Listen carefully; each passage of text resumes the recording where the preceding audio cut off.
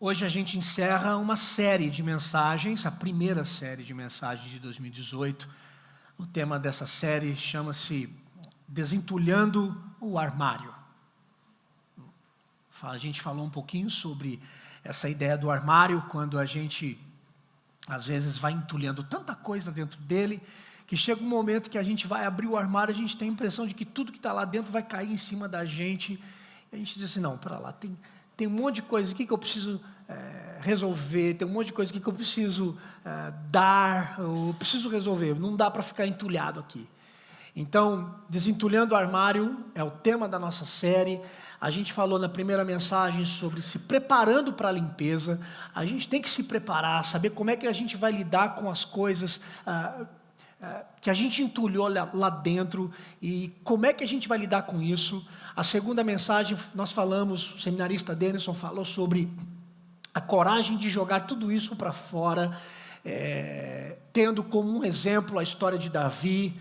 Então, orientado pela palavra de Deus, a gente começa então agora a ter coragem para pegar essas coisas que a gente entulhou e jogar isso fora.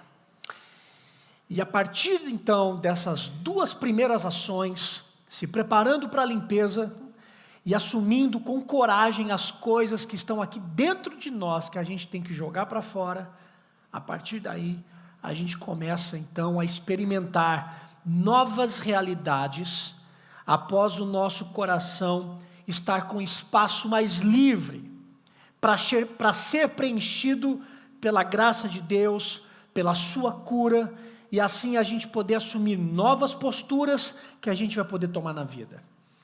Então hoje, para a gente encerrar essa série, falando sobre experimentando novas realidades, eu quero convidar você a abrir a sua Bíblia no Salmo 131.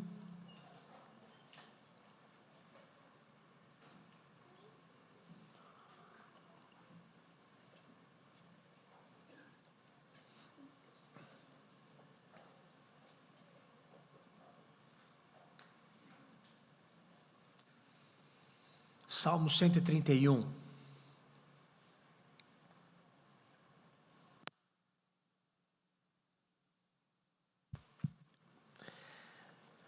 Vamos orar antes da gente ler a palavra. Vamos pedir para Deus falar com a gente, para dar entendimento, para iluminar a nossa razão, e que a palavra seja acolhida nas nossas emoções, em tudo aquilo que a gente é. Senhor, nós vamos ler a Tua palavra, e eu peço para que a leitura desse salmo seja de fato a nossa oração. E mais do que uma oração, seja uma realidade na nossa vida. Eu peço, Pai, para que nessa noite nós possamos experimentar uma nova realidade para nós. Nós que poderíamos estar tão entulhados dentro do nosso coração, entulhando tanto sentimento, tanta coisa que não fazia mais sentido a gente segurar. E eu peço para que nessa noite, depois de termos a coragem de jogar isso tudo para fora, eu peço que o Senhor nos dê a graça e a bênção de nós experimentarmos uma nova realidade. Faz isso em nós, Senhor. Em nome de Jesus eu oro. Amém. Salmo 131. Senhor, não é soberbo o meu coração, nem altivo o meu olhar. Não ando à procura de grandes coisas, nem de coisas maravilhosas demais para mim. Pelo contrário, fiz calar e sossegar a minha alma, como uma criança desmamada, que se aquieta nos braços da sua mãe. Como essa criança é a minha alma para comigo. Espera, ó Israel, no Senhor, desde agora e para sempre. Amém. Enquanto os nossos corações estiverem entulhados de e fechados pela amargura, pela falta do perdão, por ressentimentos, por justificativas que já não servem mais, enquanto nós não tivermos a coragem de olhar para os nossos pecados, como Davi fez diante de Natã e se rasgou e disse: ok, eu me curvo, eu me coloco na condição de ser pastoreável. Se nós não fizermos isso, é possível que nós não venhamos a desfrutar de uma nova realidade libertadora para a nossa alma e para o nosso coração. Mas esse salmo, ele vai dar para nós hoje base para a gente poder viver uma nova realidade a partir de dentro. E acompanhar Davi nesse salmo pode ser libertador para nós. O salmo, um salmo que tem apenas 3 versículos, mas é um salmo extremamente poderoso. A estrutura do Salmo 131 não é uma estrutura complicada da gente perceber. A estrutura do Salmo 131 não é uma estrutura que a gente precisa fazer tantas ideias mirabolantes para a gente poder tentar entender o que é que o Salmo 131 está dizendo. No Salmo 131, em primeiro lugar, você não vê nenhum pedido a Deus. Davi não faz nenhum pedido a ele. É um desabafo. Davi não pede nada a Deus, ele declara, ele fala algumas coisas para Deus, ele desabafa. No versículo 1 e 2, Davi fala de si. E quando ele fala de si, no versículo 1, ele fala algumas coisas para Deus que ele não quer. E quando ele chega no versículo 2, ele vai falar para Deus algumas coisas que ele quer. E quando chega no versículo 3, ele estende o seu desejo a todos os seus amigos compatriotas. Qual é o contexto histórico do Salmo 131? Também não é tão difícil da gente entender o contexto. Os teólogos vão dizer que, com quase toda certeza, o contexto histórico do Salmo 31 era quando Davi ainda não era rei em Israel. Davi ainda não era rei. Só que Davi estava sendo acusado de desejar e de usurpar o trono que estava agora sendo ocupado por Saul. E o que acontece no reino de Saul é o que acontece com todo mundo e com muita gente hoje. Sabe aquelas pessoas que gostam de futricar? Sabe aquelas pessoas que gostam de promover o mal? No reino de Saul tinha monte. O que acontece é que as pessoas do palácio começavam a instigar a Saul, dizendo que o Davi queria de fato o trono dele. Mas quando a gente vê o Salmo 131, a gente vê que Davi estava dizendo: não, eu não estou buscando isso, eu não quero isso. Como é que o Salmo 131 pode conduzir a minha vida e a sua vida a novas realidades, a partir do momento em que nós desentulhamos o nosso armário com toda a coragem? E como é que agora o Salmo 131 pega-nos pela mão e nos leva a uma nova realidade? Bom, as duas coisas que o Salmo 131 corta fora da nossa vida são 2 polos, 2 extremos. As duas coisas que o Salmo 131 corta de nós no primeiro extremo, é uma ambição indomável. E do outro extremo, é uma dependência infantil. Ambição indomável e dependência infantil. É o que a gente pode chamar de, no primeiro, desse complexo de grandeza. Eu preciso ser grande, eu preciso ser reverenciado, eu preciso do aplauso, eu preciso que o meu nome esteja escrito nas estrelas. E do outro lado, a recusa de muita gente em deixar a chupeta de criança, porque se mantém numa posição na vida de uma dependência infantil. São os dois extremos. O Salmo de Davi tenta cortar de nós essa ambição que é doentia e esse vitimismo, essa postura de dependência infantil. Olha como é que o Davi começa o Salmo. Ele diz assim: não é soberbo o meu coração. Em outras palavras, ele está dizendo assim: Deus, eu não quero assumir um lugar onde eu vou estar dominando as pessoas.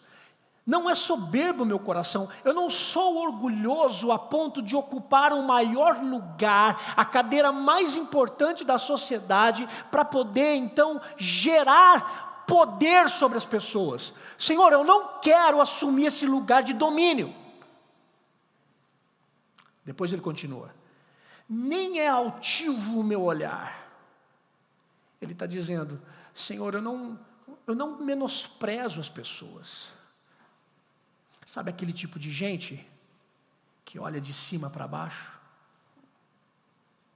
Sabe aquelas pessoas que não conseguem olhar nos seus olhos, mas que tem sempre essa postura de arrogância, de altivez, e que precisa sempre mostrar poder sobre uma outra pessoa. Então ela olha de cima para baixo para você. Davi está dizendo: Senhor, o meu olhar não é altivo, eu não olho de cima para baixo, eu não me considero maior do que ninguém. Depois ele diz: eu não ando à procura de grandes coisas. Olha que interessante. Ele está dizendo aqui: Senhor, eu estou vivendo em pleno contentamento com aquilo que o Senhor me deu. Eu não estou à procura de grandes coisas para a minha vida. Eu não sou como aquelas pessoas que fazem da sua vida sempre um pular de degrau, para ter que sempre subir, e faz da sua vida uma busca de subir sempre escada. Ele está dizendo: não, eu não ando à procura de grandes coisas. E depois ele diz: eu não procuro coisas maravilhosas demais para mim. Eu não procuro coisas maravilhosas demais para mim. Ele está dizendo também: eu não quero e não busco assumir uma posição de honra. O que é que Davi está fazendo logo de início no Salmo 131? É ir na contramão da ambição e do orgulho. Vou pedir só para o Gustavo tirar um pouquinho do eco aqui para mim, por favor. Ele está indo na contramão dessa ideia da ambição e do orgulho. E você sabe o que é mais terrível para nós? O que é mais terrível é que quando a gente fala de ambição, a ambição, ela pode ser facilmente considerada nos nossos dias como uma virtude. Você tem que ser ambicioso. Você tem que ser ambiciosa. A nossa cultura não apenas aplaude, mas a nossa cultura também estimula e recompensa a ambição irrestritamente. Não, você não pode ficar onde você está. Você tem que ter ambição nos seus olhos. A gente está rodeado num sistema de vida, quando a gente diz assim: eu quero melhorar de vida. O nosso sistema entende o melhorar como expansão, como aquisição, como fama, como grandeza, como ser grande, reconhecido. Porque afinal de contas, todo mundo quer ganhar mais dinheiro. Porque afinal de contas, todo mundo quer ter o seu nome reconhecido entre os notáveis da sua profissão. Porque afinal de contas, todo mundo quer estar por cima. Não importa do que, não importa a custo de quê, e nem em cima de quem. O que vale é eu ser reconhecido e ser admirado. O negócio da ambição, essa história da ambição, ela é antiga. Porque ela é a tentação mais remota da história humana. Foi exatamente a ambição que fez com que o Adão e a Eva fossem expulsos do jardim do Éden. E por que também não dizer que a mesma ambição foi o que fez o Lúcifer também ser jogado para fora do céu? Fica difícil a gente querer combater um pecado chamado ambição, quando a cultura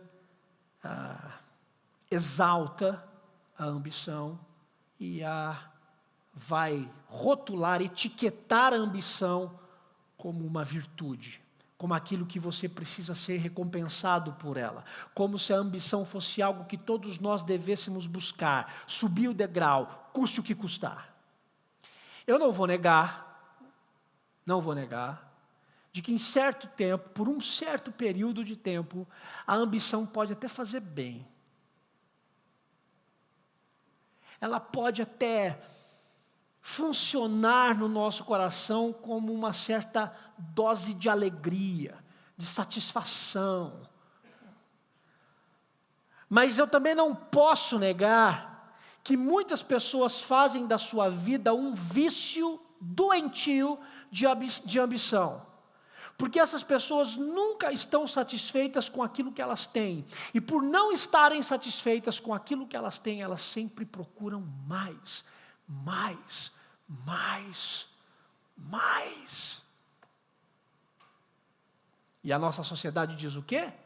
Isso, você tem que ter mais. Não está satisfeito com a sua casa?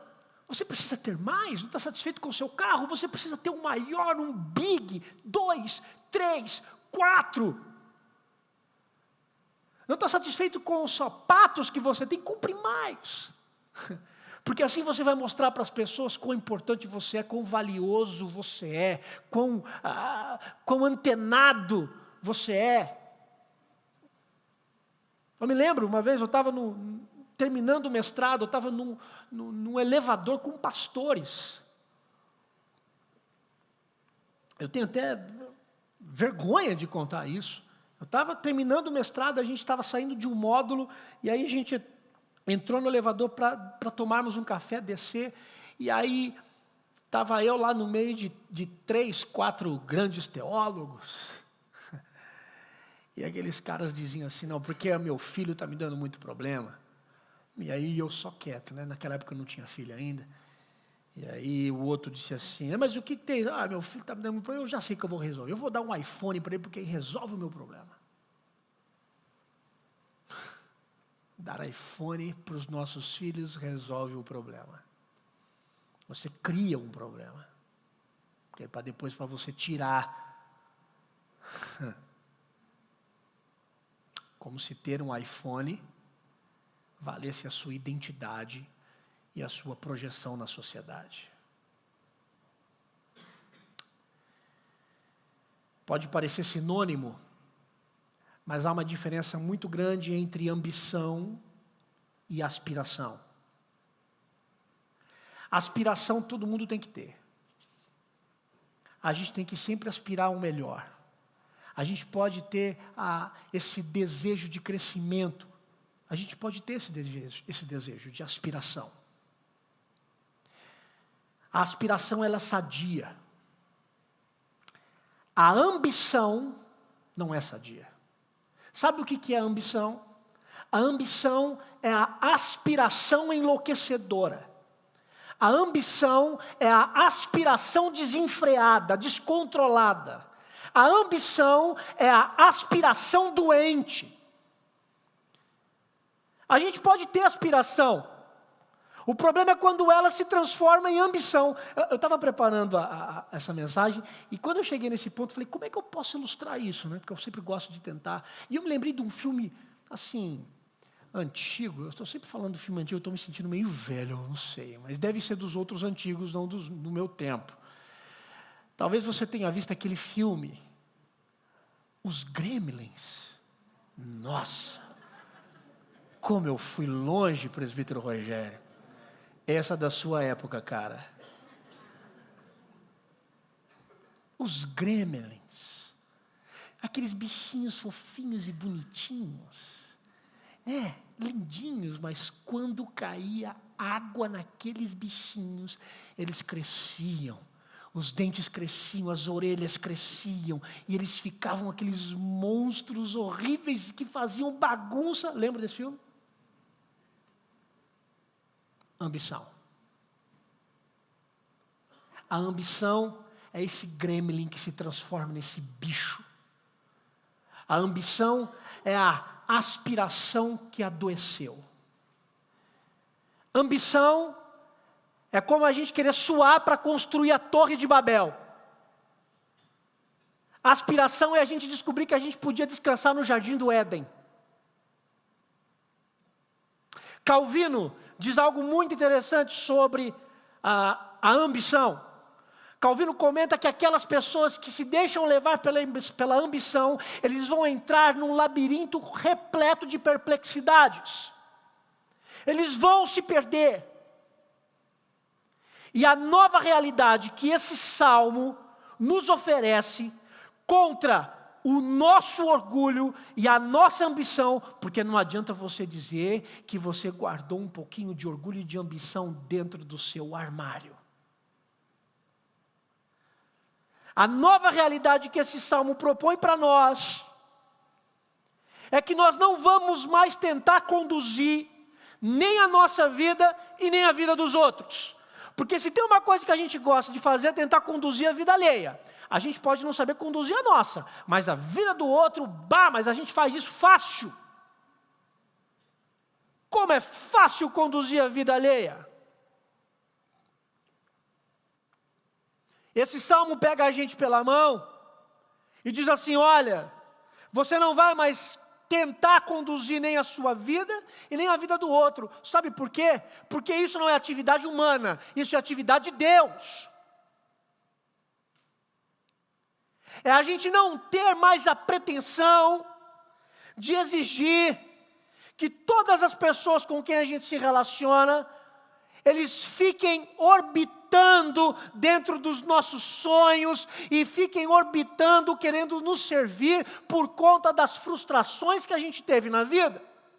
Como se nós fôssemos o centro do mundo, o centro do universo, o centro da igreja, o centro da atenção da família, o centro da atenção no trabalho.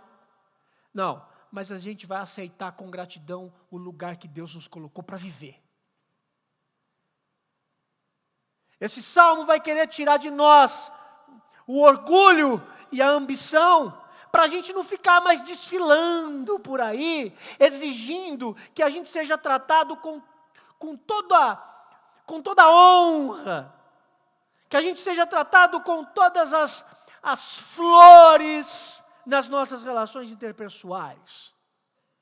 Não, esse salmo vai dizer para nós que a gente vai tentar descobrir onde é que nós nos encaixamos na vida e o que é que nós vamos fazer nessa vida com excelência e com dedicação.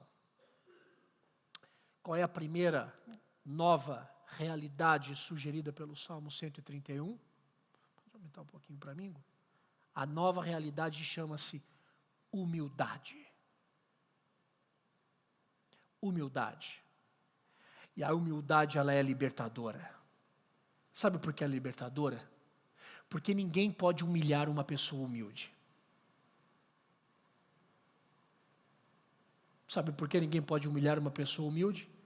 Porque ele se auto-humilha. A pessoa humilde, ele sabe quem ele é. E o maior exemplo disso foi Jesus Cristo. Jesus fez isso. Quando ele vai lavar os pés dos discípulos, ele toma um lugar de humilde, porque quem lavava os pés daquelas pessoas era o escravo. E se você olhar para a cena, e se você não soubesse quem é Jesus, olhar por aquela cena pela porta pela porta da casa, pela janela, e observasse Jesus lavando os pés, você ia perguntar: quem é Jesus aqui? Porque aquele que está lavando os pés nunca seria Jesus, porque aquele é o trabalho de um escravo. Mas Jesus não está nem um pouco preocupado com isso, sabe por quê? Porque ele sabia quem ele era. Ele não tem problema em se humilhar. Uma pessoa humilde nunca vai ser humilhada, porque ele sabe quem ele é. No caso específico do Davi aqui, Davi não queria o trono. Deus daria o trono para ele. É diferente.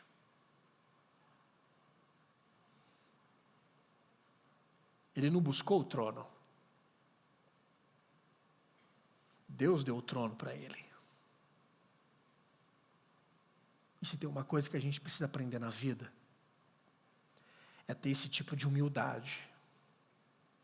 A humildade da gente saber descobrir a vontade de Deus para a nossa vida, independentemente se essa vontade de Deus para nós é algo grande ou algo pequeno, o nosso coração nunca vai estar naquilo. Porque se o nosso coração estiver naquilo que está sendo dado para nós, nós acabamos por construir um ídolo. Humildade de não querer ser o grande. Humildade em não querer ser o centro. Humildade de não ir atrás de coisas grandes, mas deixar que Deus conduza você aonde onde Ele quer levar. A humildade em deixar a ambição se converter em aspiração. Davi corre da ambição. E ele diz no versículo 2, olha o que ele diz no versículo 2: pelo contrário, fiz calar e sossegar a minha alma, como a criança desmamada se aquieta nos braços de sua mãe, como essa criança é minha alma para comigo. Pelo contrário, eu fiz calar e sossegar a minha alma. Esse texto aqui, ele é interessante. Veja, quando ele diz assim, fiz calar e sossegar a minha alma, está nítido aqui, que de alguma forma Davi nutriu agora uma expectativa de que ele seria o rei.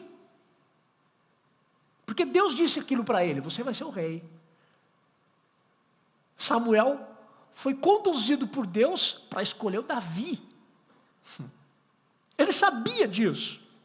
Não é que ele não queria assumir aquilo que Deus estava lhe dando e queria lhe dar, mas ele fez sossegar a alma, ele fez acalmar a alma, e esse é um exercício de humildade. Sabe por quê? Porque o humilde, ele não busca os atalhos para a vida, para se exaltar. O humilde não fica buscando os atalhos da vida para se exaltar. O humilde não fica buscando os atalhos da vida para se promover. Ele acalma a sua alma em Deus. E acalmar a alma, essa atitude de acalmar a alma, de acalmar o coração, ela está intimamente ligada com uma segunda realidade que a gente vai poder viver na nossa vida quando o nosso armário tiver espaço para isso. Quando o nosso coração tiver espaço para a humildade, é porque de fato a gente lançou fora, a gente teve coragem de lançar fora todo tipo de ambição e de orgulho. A gente pode guardar a aspiração, mas vigiar para ela não se transformar nesse gremlin chamado ambição. A primeira nova realidade é que a gente vive agora pautado pela humildade. Mas o fiz calar e sossegar a minha alma também conduz a gente para uma segunda realidade, e deixe-me falar um pouquinho sobre ela. Depois que a gente percebeu os perigos do orgulho, os perigos dessa ambição, os perigos que esse pecado de pensar sobre nós mesmos e termos um conceito sobre nós mesmos muito alto, se por um lado a gente pode pensar muito alto sobre nós mesmos, no outro extremo, a gente de repente cai no outro erro, da gente se considerar pouco demais. Já viu gente assim? Eu não sou nada, eu sou um coitado, sou uma coitada. Oh Deus, eu preciso de ajuda. Não, eu sou um miserável nessa igreja. Eu sou um miserável na minha família. Eu sou um menorzinho, pequenininha. Já que a tentação do cristão é tentar ser tudo e ter tudo, essas outras pessoas fazem o oposto. Essas outras pessoas, elas buscam a solução e não ter absolutamente nada e não ser absolutamente nada. E sabe como é que essas pessoas se relacionam com Deus? Elas se apegam com Deus com choro. Elas só choram diante de Deus. Por quê? Porque elas esperam essa compensação da tristeza da vida cotidiana com sonhos de luxo no céu. Senhor, eu estou sofrendo aqui, mas no céu eu terei uma mansão. Senhor, eu estou penando aqui, mas no céu eu terei uma Ferrari para andar junto com o apóstolo Paulo. E será muito bom. Imagina o Paulo dentro de uma Ferrari, né? Só o céu pode promover essas coisas. Esse tipo de gente olha para Deus e diz assim: Deus, eu sou coitadinho. E só chora, e só chora, e só chora. E aí você diz assim para essa pessoa: mas você depende, você sente que você depende de Deus? Claro, eu dependo de Deus para tudo. E chora. E chora mais um pouco. A fé cristã, ela é dependência de Deus. Mas a fé cristã não é uma dependência neurótica. A fé cristã não é uma dependência neurótica. Mas a fé cristã é uma dependência, é uma confiança como uma criança. É isso que diz o Salmo. Não é essa dependência desenfreada e doida, mas é uma confiança como uma criança. Nós não servimos a um Deus que está como um garçom para satisfazer todos os nossos caprichos. Pelo contrário, nós servimos a um Deus e nós confiamos as nossas vidas a Ele. A gente não segura em Deus desesperadamente por conta do medo. A gente não segura em Deus por conta do pânico. A gente não segura em Deus por conta das nossas inseguranças. Não, a gente chega a Deus livremente pela fé em Cristo Jesus, em amor. Quando a gente vai para o Novo Testamento, Jesus nos deu o retrato da criança como um modelo que a gente deve seguir de fé cristã. E por que a criança? Não é por conta do desamparo da criança, não. Estou desamparado por Deus, Deus me abandonou, Deus me desamparou. Não, não é por conta do desamparo, mas é pela prontidão que a criança tem em ser conduzida. É pela prontidão que a criança tem, ainda que às vezes ela se segure, ainda que às vezes como ela tenta não fazer aquilo que você pede, mas ela vai. Ela vai, porque ela sabe que ela não é capaz de fazer algumas coisas sem que o pai ou a mãe a pegue pela mão e faça. Agora veja que interessante a figura dessa criança no Salmo 131, versículo 2. Como a criança desmamada. Que interessante. Não é uma criança chorando alto. Para aqueles que já têm filhos, já teve, sabe como é que é. Criança, bebezinha, chorou, a mãe coloca no seio, tirou, se não der cólica, acabou. Que bênção. Aproveite para dormir. Se você não tem gêmeos, a outra ele vai chorar depois de 40 minutos. Mas não é a figura de um bebê chorando, alto. Não é a figura desse bebê que olha para a mãe e fica chorando alto, procurando o peito da mãe. Mas é uma criança desmamada que descansa, quietinha no colo da mãe e sente alegria por estar do lado dela. A nova realidade para a nossa vida também se aplica aqui. Porque o centro de gravidade da nossa vida muda. O centro de gravidade da nossa vida muda. Eu já não descanso mais em mim. Eu não descanso mais naquilo que eu posso fazer. Eu não descanso nas minhas competências. Eu não descanso na minha curva financeira. Eu não descanso nas minhas propriedades. Eu não descanso no meu trabalho. Eu não descanso nas minhas relações. Não, eu descanso em Deus. Mas a figura da criança desmamada, ela vai sugerir para nós essa segunda realidade na nossa vida, que eu chamo ela de maturidade. Você não vai encontrar aqui essa criança que vive mamando. Não é apenas a criança que mama, mas é a criança que está sendo também desmamada. É a criança que está deixando o seio da mãe e começa a ingerir outros alimentos mais sólidos e mais nutritivos. Ou seja, sai da infantilidade para a maturidade aos poucos. Sair da infantilidade e ir para a maturidade.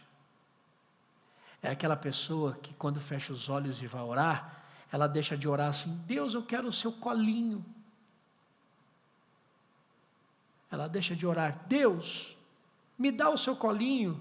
E passa a orar: Deus, me ensina a andar.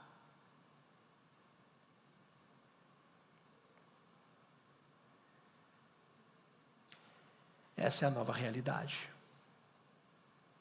A gente vai deixando as coisas infantis na nossa vida, a gente vai deixando posturas infantis e a gente vai desmamando, a gente vai crescendo. A pergunta é: como é que o desmame acontece? Volto a falar a frase do Salmo 131. Fiz calar e sossegar a minha alma. Quando a gente se aquieta, a gente começa a desmamar. Porque se aquietar não é fácil. Mas esse é o desmame. Aquietar em Deus é você deixar a chupeta. Aquietar em Deus não é essa neurose em você dizer que você confia em Deus, mas que você fica pulando de um lado para o outro. É você descansar em Deus voluntariamente. Agora, o que precisa ficar claro para nós é que o tempo de desmamar não é fácil. Quem tem criança sabe. Para desmamar é muito difícil.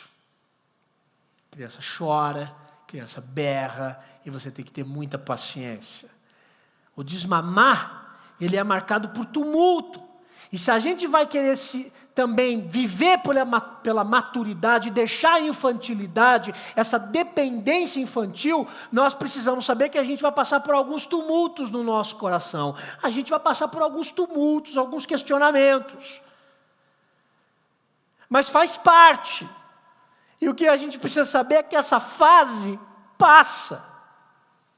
E a gente vai deixando de viver uma fé infantil para tomarmos na vida uma fé mais madura, mais consciente. A nova realidade é a gente confiar em Deus como uma criança que não fica só no colo. A nova realidade que a gente pode viver na vida é a gente confiar em Deus como uma criança que está crescendo, que está sendo desmamada. Ela confia, ela se aquieta, porque ela espera em Deus. No caso de Davi, eu não sei, eu imagino, eu não sei quando é que eu vou ocupar o trono. Eu posso até ficar um pouco ansioso com isso, mas isso não compete a mim. Eu vou acalmar a minha alma, eu vou sossegar o meu coração, porque isso é o tempo de Deus. Existe um tempo para tudo. Existe tempo de fazer coisas. Existe o tempo de deixar de fazer coisas. Existe o tempo de construir. E existe o tempo de deixar de construir. Existe o tempo que a gente tem que correr atrás. E existe o tempo que a gente tem que parar e se aquietar. Existe o tempo que a gente tem que falar. E existe o tempo que a gente tem que se calar. a figura que Davi empresta para falar sobre uma dependência de Deus que é madura, é uma figura paradoxal para nós. Porque quando a gente fala em pessoa madura, a gente já começa a olhar para os cabelos brancos da pessoa, para a idade. Mas a fé madura é uma figura paradoxal, porque é a figura de uma criança, e a gente diz, como é que uma criança pode ser madura?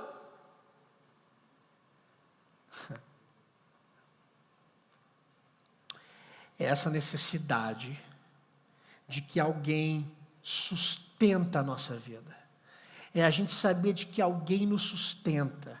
Essa certeza de que alguém se doou por nós, doou a vida por nós, porque nós descobrimos que nós não somos autoexistentes. Você entendeu o que eu falei? Você não é autoexistente.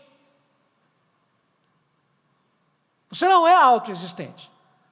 Se você está aqui um dia, é porque o seu pai e a sua mãe namoraram e você está aqui.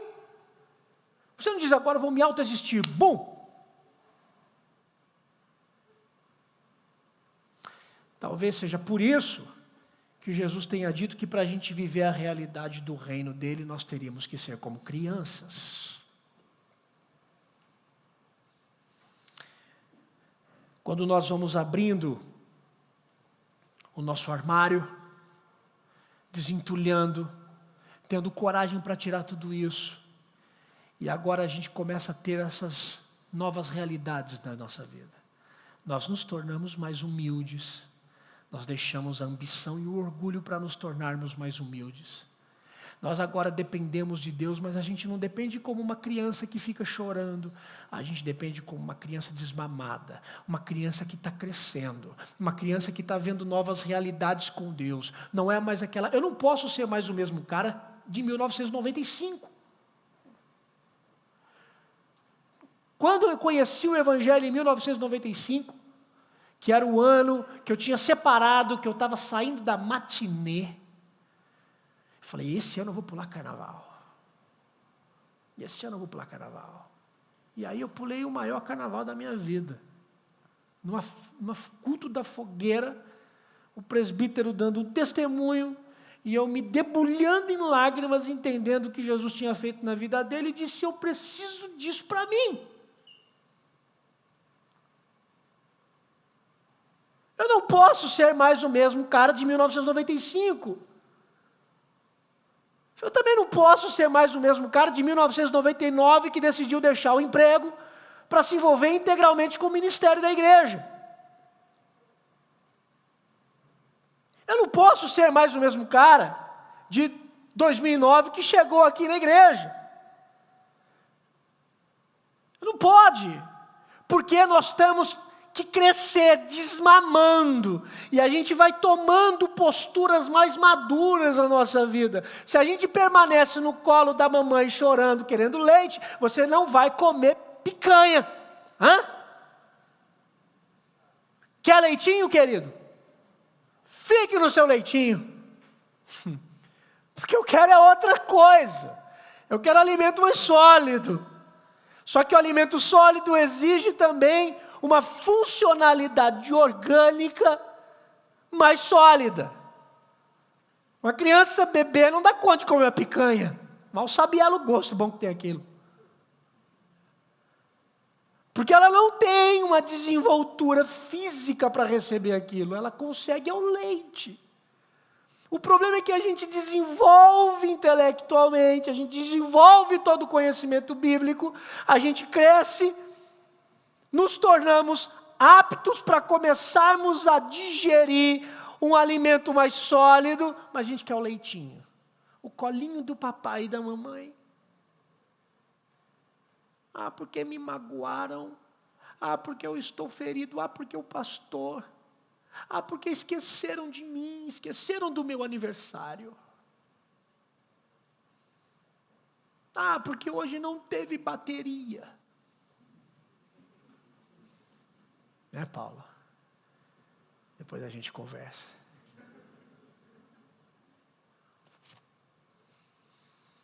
A gente deixa a ambição, a gente deixa o orgulho para nos tornarmos mais humildes. e nós deixamos essa dependência infantil para nos tornarmos dependentes de Deus, mas uns dependentes maduros que estão sendo desmamados. Eu me lembro a palavra do pastor Russell Shedd, que faleceu ano passado. O pastor Russell Shedd, com câncer, num dos seus vídeos, ele disse o seguinte: eu sinto que eu estou sendo desmamado desse mundo. Uau! É isso. É isso.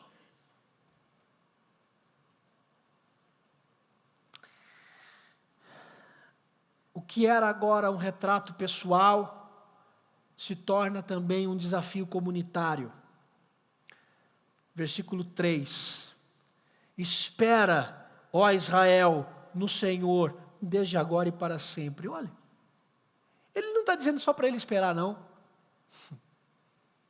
Ele não está dizendo assim, ele não está olhando para o espelho e dizendo assim, Davi, espera no Senhor. Não, agora ele está dizendo, e vocês também aprendam a esperar.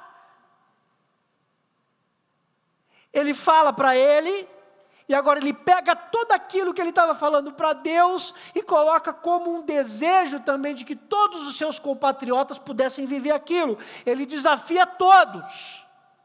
Ele desafia todos a viverem o que ele tinha acabado de falar. Da arrogância para a humildade. Da dependência infantil para uma dependência madura. Sabe como é que eu termino aqui? Eu termino dizendo assim: espera, ó Guará, no Senhor. E que esse seja o eco. Espera, ó Guará, no Senhor. Que esse seja o eco para o Guará. Um eco que sai dessa igreja. Que aqui tenham pessoas que se dizem cristãs, mas que não são arrogantes. Que aqui nessa igreja tenham cristãos que não são frenéticos no confiar em Deus e imaturos, mas estão desmamando dia a dia. E aí, a partir daqui, nós vivendo essa realidade de sermos humildes e de sermos dependentes maduros, então nós vamos olhar para o Guará e nós vamos dizer assim: nós estamos esperando. E eu também peço que vocês esperem no Senhor, que vocês também vivam isso e que a igreja do Guará sirva de exemplo de humildade e dependência madura de Deus.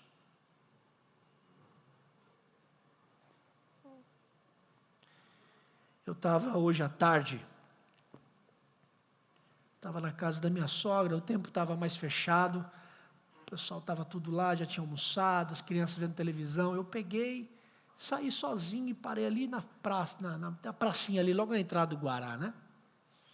Eu fiquei sentado ali, orei um pouco, fiquei olhando a praça, e eu fiquei pensando assim: Deus, como é que nós podemos ser bênção para o Guará?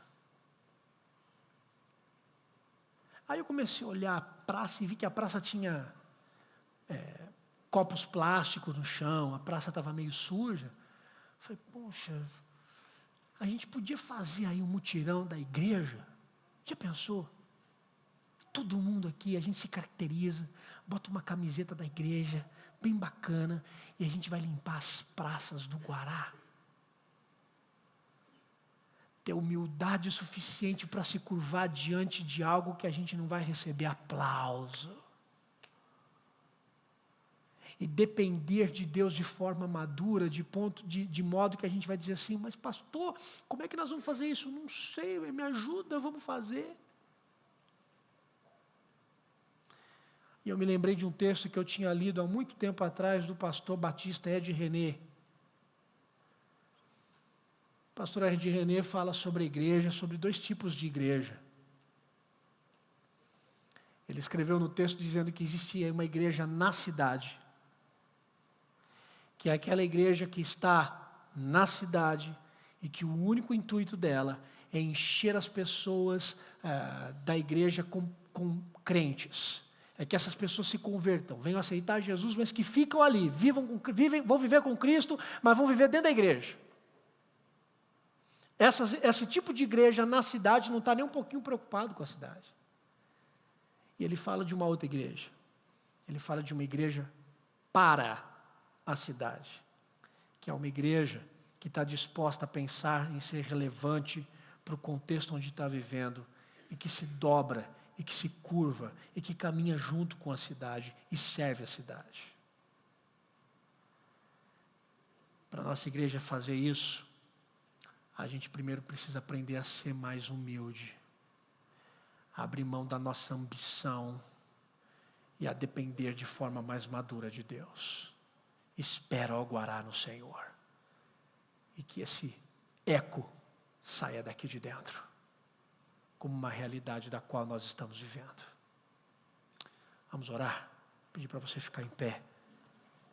Nós vamos orar.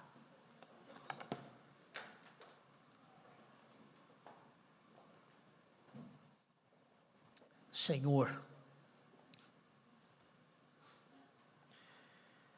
eu peço para que o Senhor nos faça viver uma nova realidade na nossa vida. Eu peço que o Senhor nos faça viver a realidade de sermos humildes, de não buscarmos coisas grandes para nós, nem termos olhar altivo e nem termos o nosso coração soberbo. Pelo contrário, que o Senhor possa nos ensinar a calar o nosso coração e a nossa alma, e a se aquietar em Ti, no meio de tantos sonhos e projetos da vida que a gente tem, que nós saibamos a descansar e a calar em Ti, e a esperar em Ti, com humildade e com dependência. Não uma dependência infantil, mimada, cheia de choro, mas como uma dependência de uma criança que está sendo desmamada, que está caminhando para a maturidade. Ó Deus, nos dê essa nova realidade, a realidade da humildade e a realidade de uma dependência madura. Faz a gente crescer, Senhor, e que daqui nós possamos gritar para o Guará: espera o Guará no Senhor, espera Guará no Senhor.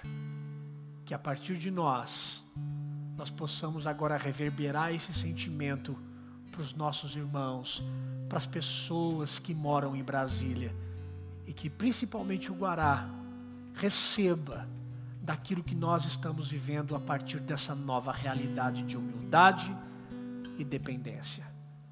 Em nome de Jesus eu oro. Que a graça do Senhor Jesus, o amor de Deus o Pai, a comunhão e a consolação do Espírito Santo esteja sobre a sua vida, hoje e para sempre, ajudando você a ser humilde e a dependência de Deus.